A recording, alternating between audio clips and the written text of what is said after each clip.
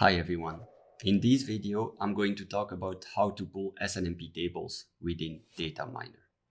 First off, I'm going to show you how you can implement SNMP tables into a protocol, helping yourself with DIS, our DataMiner Integration Studio tool.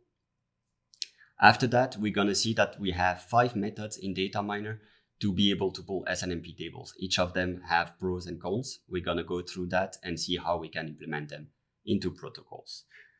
After that, we're going to talk a bit about the instance, SNMP instance, which is the instance being used to differentiate one row from another of a table. And after that, we're going to see how we can make sets.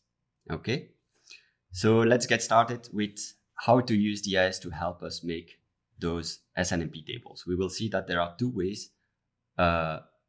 One where we go step by step, and one where we can really import a full MIP or a full table in one go. Let's start with the step-by-step fashion way. I started here already prepared an empty protocol without any parameter, any group or anything, from which I will get started. So in DIS, if you go DIS, Tool Windows, DIS MIP browser, you will have this view open in Visual Studio. Starting from there, we will be able to drag and drop parameters that are defined here in this MIP. Okay, so let's start with that. As you probably know by now, a table within a protocol requires different parameters. First, one parameter for the table itself that will act as a bit as a container for the different columns. And then for each column, I will need another parameter. Okay. So the first step here is to drag and drop the table parameter from the MIP. So I'm gonna click it, hold, and drop it on my protocol wherever into my protocol I want to insert that table parameter. It inserts a snippet with me, for me already. And now I have to go through different fields to fine tuning or give it values. The first one, I need to give an ID to my parameter. In this case, I'm going to give 1000 as an ID. The name, I'm happy. The description, I'm happy, and so on. Okay, now I have a table parameter, but no columns in it yet. So now I need to start drag and dropping column to create column parameters. So I'm going to drag and drop the index, give it as ID 1001. Then I can drag and drop the description column 1002, for example, and maybe a type 1003. There we go. Now I have all my all my parameters I need to make a table. However, the columns are not yet linked to the table parameter. So I still need to do that.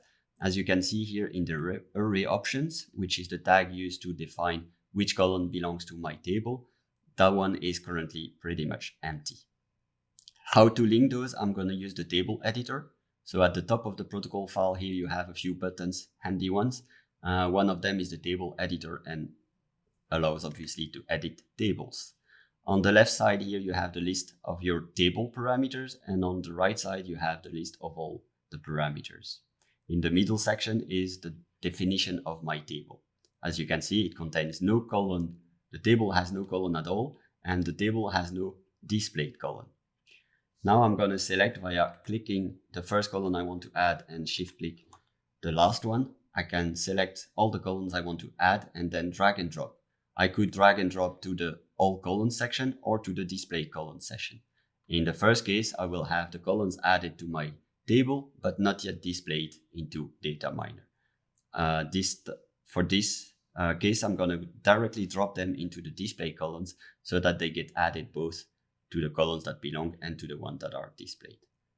Now I just need to apply. And as you can see within my array options, I have now 3 column option tags, which corresponds to my 3 columns. Now to be able to pull that, I need a group. So I'm going to create a group. And again, if I tab here, I have a nice snippet for me so that I don't have to remember by heart all the tags that needs to be added to a group. I'm going to give it an ID again, and then I need to give it a content. What are we going to pull via that group? We're going to pull parameter 1000, which is my table parameter. Now, when is that group going to be executed? We're going to define that in this case via a timer. So again, a nice snippet here. If I tab, I have my snippet for timer. I need to give it an ID. Again, I'm going to give it an ID 1000. I'm going to skip the name. And then I need to give it a time frame. How often will my table, my group be executed? In this case, it is already set to 10,000, which is fine by me. 10,000 milliseconds corresponding to 10 seconds. What am I going to execute within that timer? I'm going to execute group 1000.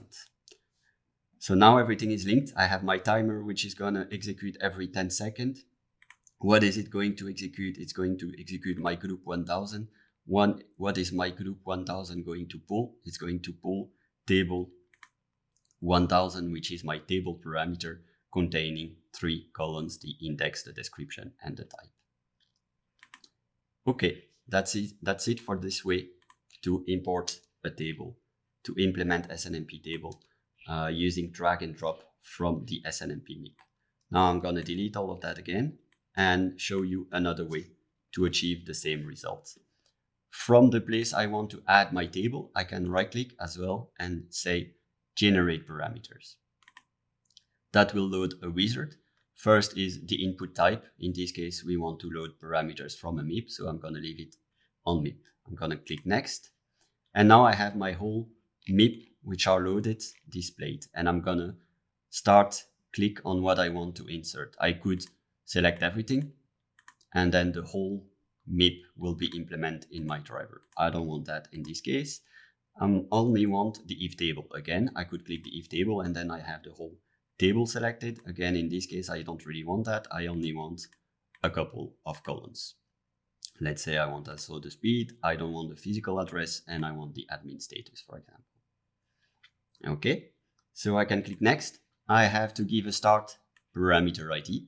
So that basically the first parameter that is selected here will have that ID, and then the tool will increment and give other IDs to the other parameters. So I'm going to give 1000 as a start ID, and then an offset, I'm going to give 100.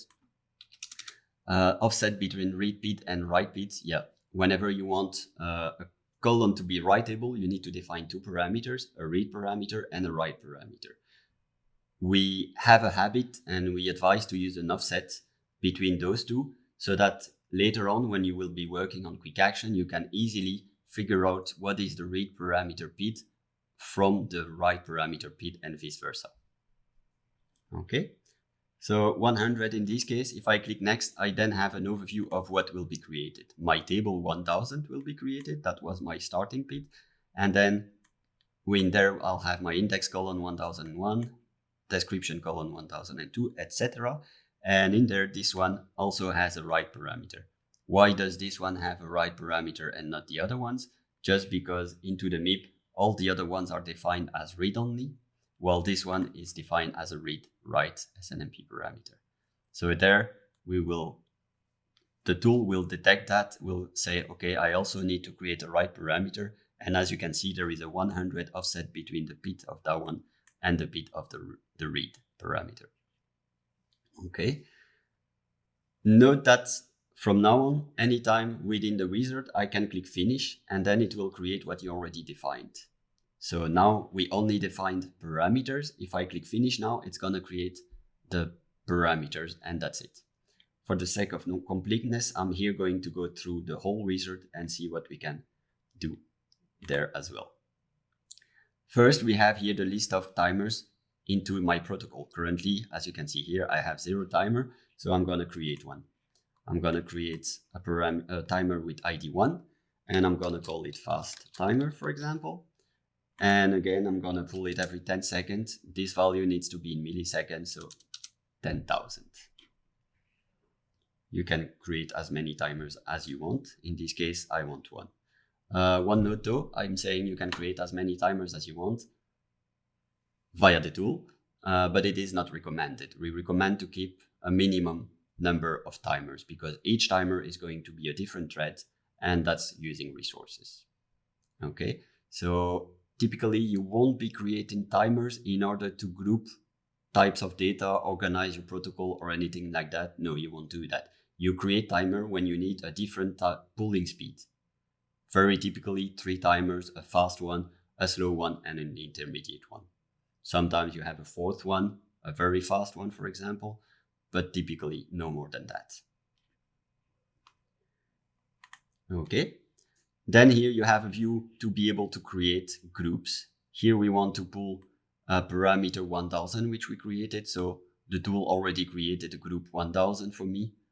Didn't give it a name. I'm going to call it interface table pooling. And I'm going to give it the same description. Okay. Now here I can select as well within which timer this group is going to be. Right now it's not into any timer, but I can select here the timer I just created. I create next, and then I have again the list of parameters that I have and in which group they belong. So in this case we created if table. The if table, my parameter 1000 is going to be added to my group 1000. Now I can click finish and everything is going to be generated. As you can see, I have my table parameter, which is linked to 6 columns here. I have my 6 column parameters here. I have my right parameter for the admin status. My table is included into a group, and my group is included into a fast timer going every 10 seconds. There we go. Again, I advise to go through the generated parameters to fine tune them a bit. Like here we have an unnecessary enter. Here we have again that description abbreviation, which I'm going to complete, and so on. This is why I would typically not advise to generate the full MIP in one go unless you just want to test quickly. But if you actually want to make a protocol that you will use in production, I advise you to go bit by bit, table by table, subsets of parameters by subsets of parameters. Okay, that's it for creating SNMP tables using DIS. Now I've prepared another protocol which lists the different ways to pull SNMP table. I recommend you to read this page. I'm going to provide a link within the comments of this video. This describes pretty much what I will explain now, how you need to implement tables, and what are the different ways to pull SNMP tables. Get next plus multiple get next plus multiple get by row, multiple get next, and multiple get bulk. All of that is defined in there with pros and cons comparison and so on. Okay, so I'm going to show you now the protocol I created up front, which has 5 tables, table 1000, table 2000, 3000, 4000, and 5000. Those 5 tables are 5 times exactly the same table, but implemented a bit differently in order to pull them with the 5 different methods that we have. First method is called getNext. The name is a good name for what it does. It's always going to do a getNext request in SNMP. What does that mean? It's gonna say send a getNext request providing an OID, and then the device will return the next OID it finds starting from the provided one. Okay. So how to implement? Within my table parameter, I'm going to add an SNMP tag. I'm going to say SNMP is enabled, and I'm going to give it an OID. My OID tag is obviously filled in with the OID of my table parameter, and that's it. So now all the other columns, they don't have any SNMP OID, they have nothing. So all data miner knows is the OID of the table. What will data miner do? It will send that OID to the device and ask for the next OID available and the value behind it. It will do that sequentially, get next, always reusing the OID that the device has responded with for the next get next request. Okay, we're gonna see what that looks into data miner, how that looks like into data miner. So here is an element created with that protocol I just showed you. The first page is get next. There is a pull button, which I'm going to click to start the pulling. We have here 3 parameters: a start time, which is the time at which the group is started, an end time, the time at which the group is ended, and then a duration for the group. So basically the end time minus the start time. At the same time, I'm going to start a Wireshark capture so that we can see what package are sent. I added here a filter. I only want to see SNMP packages, and I only want to see the one with the IP as source, my data miner. So basically to see only the request and not the response, because that's what we're mostly interested in here in order to compare the different ways of pulling SNMP tables. There we go. Pull. Start time is filled in. It's taking quite a long time, as you can see, 4 seconds more or less. And now my table is filled in. 4 seconds might seem very long to you. Yeah, that's normal. All of this is working behind the scene with a simulation, not a real device, but a simulated SNMP device. And I deliberately entered there a bit of delay for each packet to simulate a bit of a network congestion or something. This to highlight how much some methods are faster than other ones. So this one, 4 seconds, taking quite a long time. We will see, by the way, that this is the first I'm explaining the different methods in order of the worst one to the best one. So get next here is the less efficient way. It's going to send a lot of packages, it's going to use a lot of the network, it's going to be slow. And then as we go down, we're going to improve the way we pull SNMP tables. So Wireshark capture here, if we look at it, first thing we see is that we have quite a lot of packages. If I select all of them here, I see how many? 262. So to pull this table, which has 1, 2, 3, 4, 5, 6 columns and then 10 rows, we already need, what was it, 262 packages. You might be surprised there because we only pull 60 cells, so you would expect 60 calls probably. Remember, into the protocol, we only define the OID of the table, meaning data miner doesn't know which column are needed. So what is it doing then? It's doing a get next on this OID, and then it will receive the OID and the value of the first cell of the table, being this first instance. Then it's gonna do a get next on the OID of this cell, which is gonna return this one, a get next on the OID of this cell, which is gonna return this one, and so on until the end, and then a get next on the OID of this one, which is gonna return the first row of my second column, and so on. We go down here each row, and then every time to the next column, down, next column, down. However, since data miner is only aware of the OID of the table, the only way it has to know when the table is fully pulled is whenever the OID return is out of scope of this table. So that's very likely going to be all those same numbers here and then probably a 3 here, meaning I'm finished pulling the table. Data miner will stop there, ignore the last packet because it will contain data about the next parameter, probably one of the add parameters here into my MIP. That's not what was meant to be pulled, so data miner is going to drop that. Okay, this means that it's going to pull the whole table. Remember, I said get next up until we get out of the table OID. That will happen here, and it will have pulled all those columns. Even though I only need the 5 or 6 first ones, it's going to pull all of it. That's why you have so many packages into the Wireshark capture.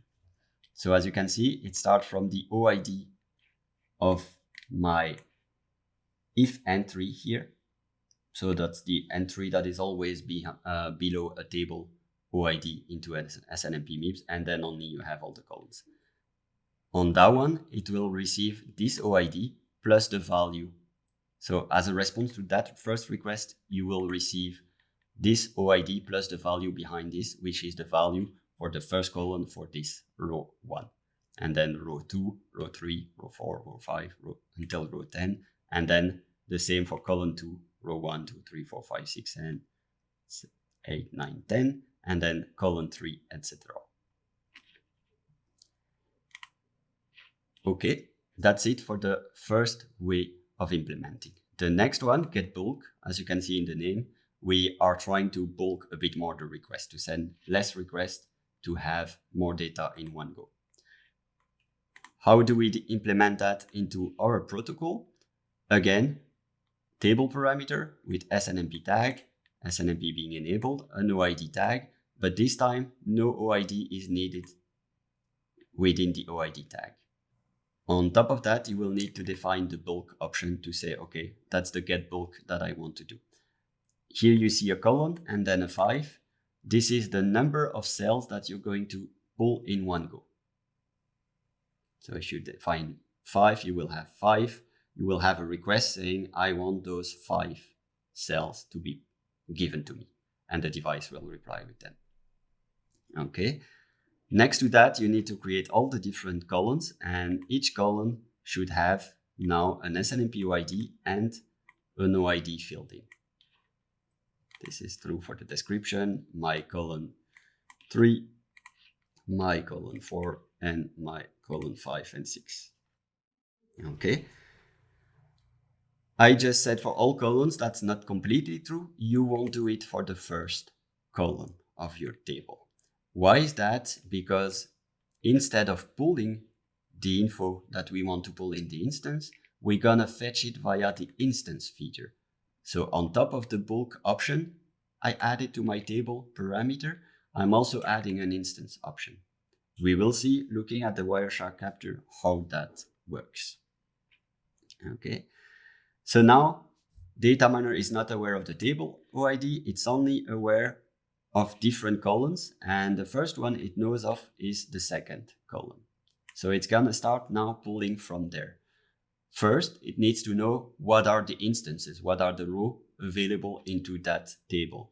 For that, it will have no option currently to do again the get next. Same as for the first way, we will start doing get next up until a point where we know which are the rows that are present in my table.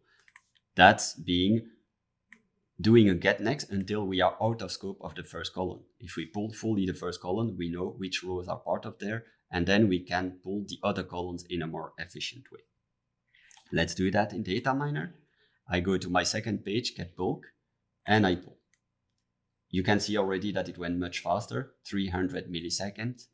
We will see that we can do even better than that. Let me maybe do that again because I forgot to clean my Wireshark capture. Let's clean my Wireshark capture and do that again. And let's look at what we got here.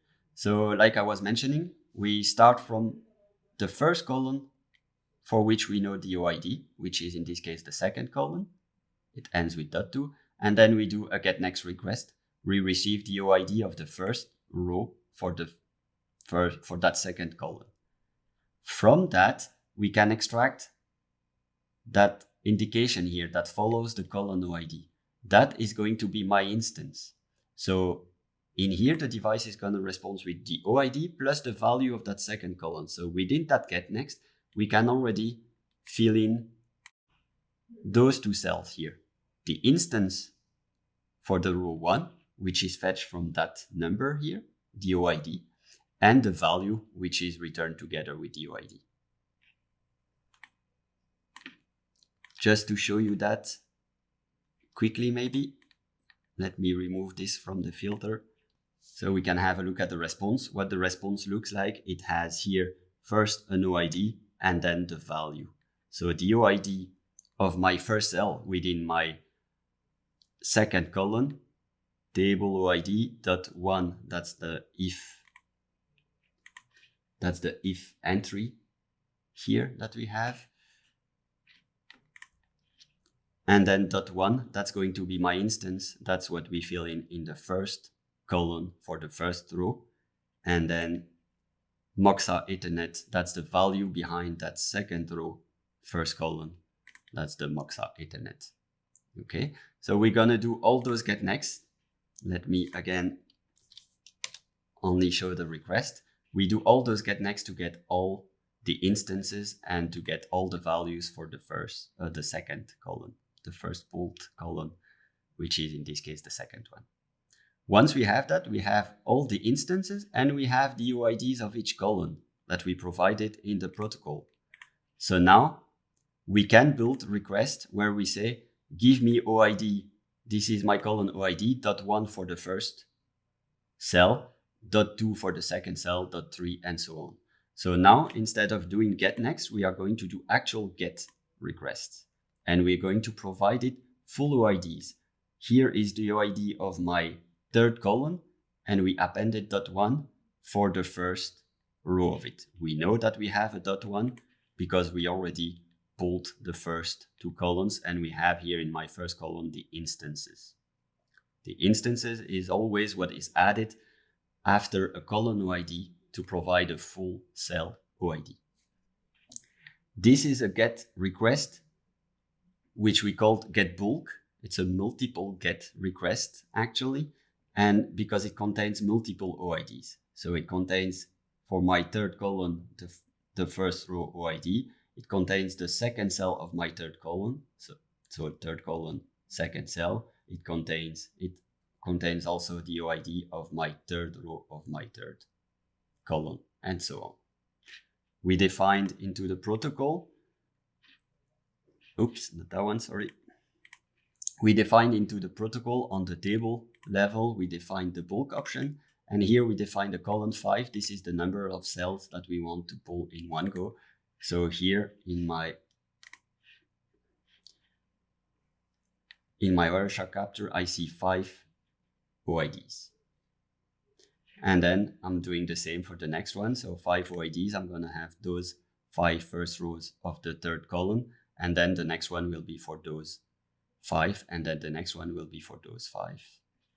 So if we look, the first 2 multiple get requests are concerning column 3, then the 5 first rows of column 4, the 5 last rows of column 4, the 5 first rows of column 5, etc.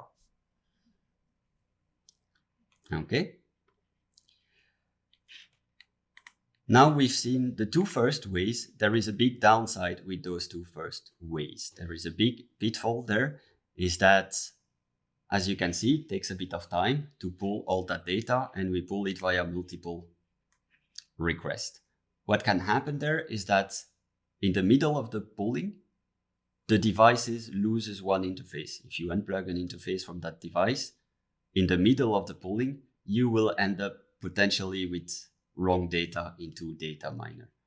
Why is that? Because very typically in SNMP, the different instances for the different rows are just incremental keys starting from 1, 2, 3, 4, 5, etc. So imagine here that I remove row 8 in the middle of the pulling. Row with instance 9 is gonna become row with instance 8, and the 10th one is gonna become the 9th one. Meaning that if we already pull those 2, the data here is gonna be correct, but the value here corresponding to row 10 is gonna be pushed to row 9. And the value for row 9 is gonna be pushed to row 8. Because 8 is gone, 9 became 8, and 10 became 9. Big pitfall, meaning that you should always strive to at least use the third option if possible. Now let's have a look at what is the third option and how do we implement it. So the third option is called multiple get. It's implemented exactly the same way as the previous one. So we have an SNMP tag on the table parameter. We don't have to, we can, but we don't have to provide it an OID. We use the instance options again so that the instance can automatically be filled in the first column. And then we define that we want to use multiple get, and then we define how many we want to pull in one go. In the previous method, one difference there is that this 5 was corresponding to how many cells we want to pull. But in this case, with the multiple get, what do we want? We don't want anymore to pull based on the column. We don't want to pull column by column for the pitfall I just explained. So now we want to pull row by row. So this 5 does not correspond anymore to the number of cells we want to pull, but to the number of rows we want to pull in one go. Okay, because the intention behind those new ways of pulling tables is really to have one full row in one go, so that we can be safe with the value we pull. Okay, so let's clean yeah, let's finish looking at the implementation first. So like I said, exactly same, except that you define multiple get here and that the number here corresponds to the number of rows and not the number of cells. And then again, we don't define an SNMP tag here because we have the instance option. And on all the other columns, we need to define the OID of each column. Okay, let's pull that one. 100 milliseconds, it again went faster. And if we look at Wireshark, we again have less packages. In this case, only 13 packages. Like I said, exact same method. So we start by doing get next request on the first OID we have available, which is our second column. And from that, we get every time the device will return both the OID and the value. So from the OID, we are able to fetch the instance values and to fill in the first column. And we will fetch the value of that cell itself, which will be used to fill in the second column. Once we have retrieved all the instances, we can send a request, get request bulk, to get row by row the data. So now I have here for my third row, I want the cell, the first cell. For my third column, sorry, I want the first cell. Then for my fourth column, I want the first cell. For the fifth column, I want the first cell, and so on.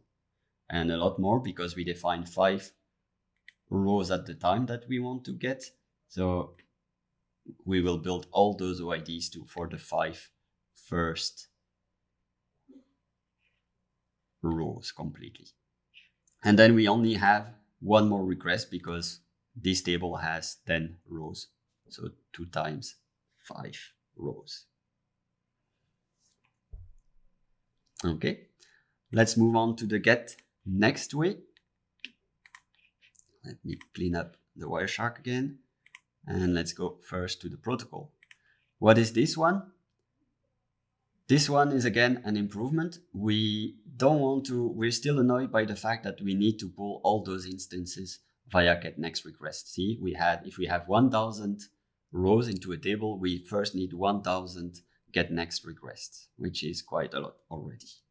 So for that, we will use the multiple get next way. Here again, table parameter pretty much the same. We have the SNMP tag enable, we have the OID, we don't have to provide the OID, and we define the instance option, and we define the multiple get next option.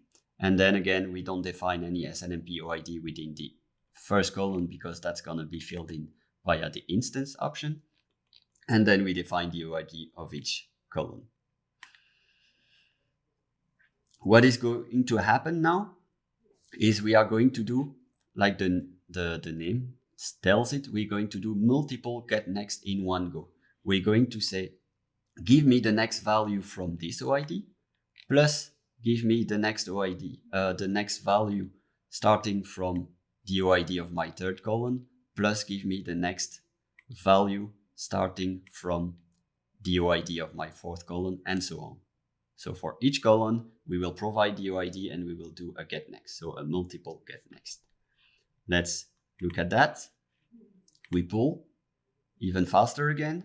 The table is filled in. We look at Wireshark. Again, less package. We now have only probably 11. Yeah, 11. Again, why 11 and why not just 10? Because we have 10 rows.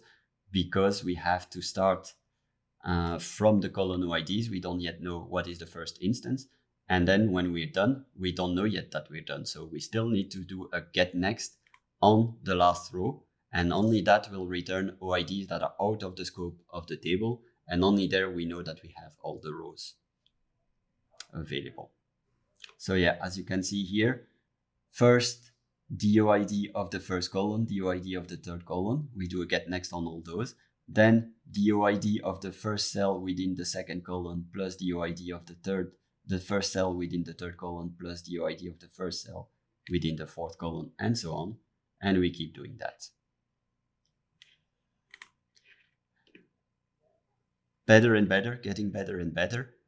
And now the last and the best way is multiple get bulk. We're going to do exactly the same, but in bulk. So instead of doing a single get next on each column, we will do a get next bulk on each column. So on each column, we will say, give me the 5 next cells, for example. An important note to that one is that this requires SNMP v2. So if your device only supports SNMP v1, you're not allowed to use that one. It won't work. Okay. Into the driver implementation, pretty much the same again, except that we use now multiple get bulk as a keyword here. So again, we use the instance, multiple get bulk. We define how many rows we want in one go. We don't define any SNMP on the first column because it's going to be filled in thanks to the instance option. And then we define OID on each column. Let's have a look at Wireshark. Let's clean that up and trigger the polling. 48 milliseconds, again, way faster. And if we look only to request, I'm saying, give me the next 5 starting from my column 1 OID, my second column OID, give me the next 5 starting from my third column OID. From the OIDs returned, we will be able to fill in the first column being the instance. And from the values returned, we will be able to fill in the second column. And on top of finding out the instance from the OIDs returned, we're going to be able to build the next request. Okay, so in this case, ultimately, we have 10 columns, we have 10 rows. We defined, let's pull 10, we define let's pull 10 rows at the same time. So basically, ultimately, within one request, we have the whole data, except that, remember, we don't know that we have everything yet. We got all the rows data, but we have no way to know that the table is fully pulled. So we do an extra one, which will return data outside the scope of my table. And then only we know we have the full table. If I would have defined 11 here, then I would be fine within one request. I think that's it. So we saw the 5 ways, top to down, worst to best. So let's try first multiple get bulk if you have a device supporting SNMP v2 and or v3. Then try a get next, the multiple get next, sorry. If not, try to the multiple get, which still is fine because it pulls the data row by row. If not, I don't think the get bulk will work either, because again, multiple get and get bulk are exactly the same way SNMP wise. It's just that we pull data column based in the get bulk and row based in the multiple get bulk. So if none of those work, then it will be the next get next.